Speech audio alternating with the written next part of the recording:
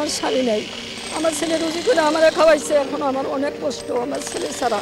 এখন আমার দাবি আমার সন্তানদের যখন পাই, আমার ওই দাবি।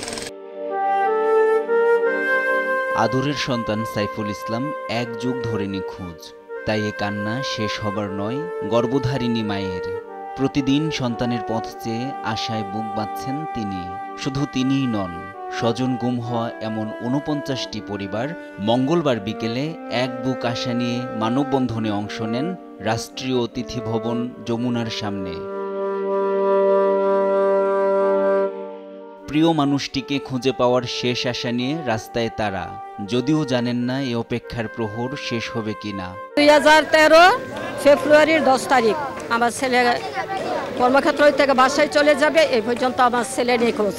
3টা নাতি ছেলে থুয়ে গেছে, 3টা বাচ্চা ছেলে বাচ্চা থুয়ে গেছে, ছোট ছোট ছেলেরা এখন বড় হয়েছে। এখন আমার ছেলে যা হারাইছে আজকে 12 বছর। আমিও মনে করি আমার স্বামী আছে, যদি তাকে মেরে ফেলায় তাহলে তো অবশ্যই লাশটা দিবে আমাদেরকে, ঠিক আছে না?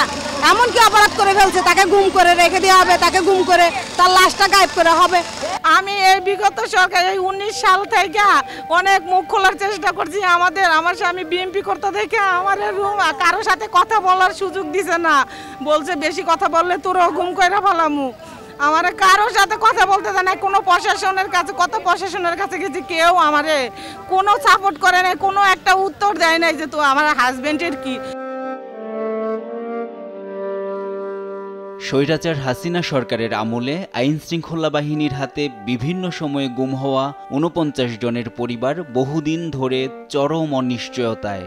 সরকার প্রধানের কাছে তাদের কান্না ভেজা দাবি স্বজনদের ফিরে পাবার। 13 সালের 15 ডিসেম্বর থেকে নিখোঁজ, অলমোস্ট 11 বছর ধরে নিখোঁজ।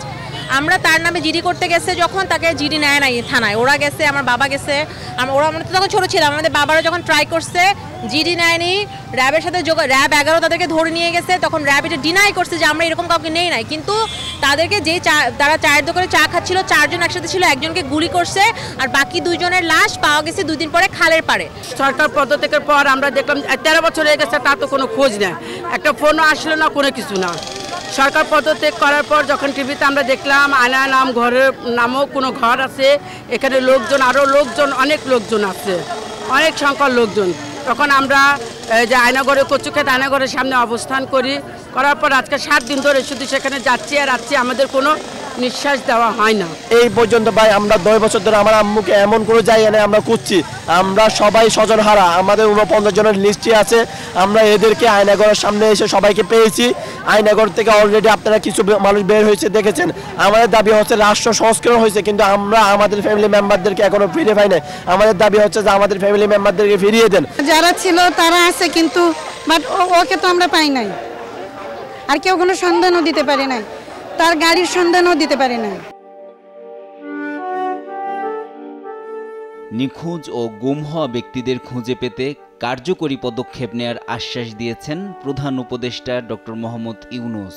3টা দাবি ছিল, 3টা কথা ছিল, যেন যারা এই অপরাধ করেছে জিয়াউল হাসানের মতো তাদেরকে অ্যারেস্ট করা হোক 24 আওয়ার্সের মধ্যে, তাদেরকে জিজ্ঞাসাবাদ করে গুমের ঘটনাগুলোর সত্যটা আমাদের পরিবারের কাছে অফিসিয়ালি দেওয়া হোক, প্রত্যেকটা ঘটনার যেন বিচারের আওতায় আনা হয়।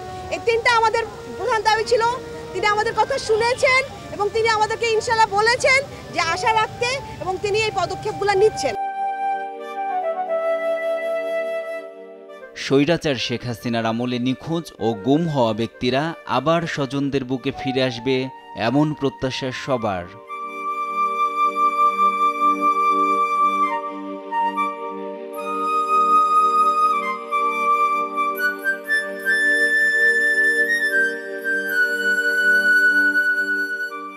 NI নাহিদ, দেশ টিভি, ঢাকা।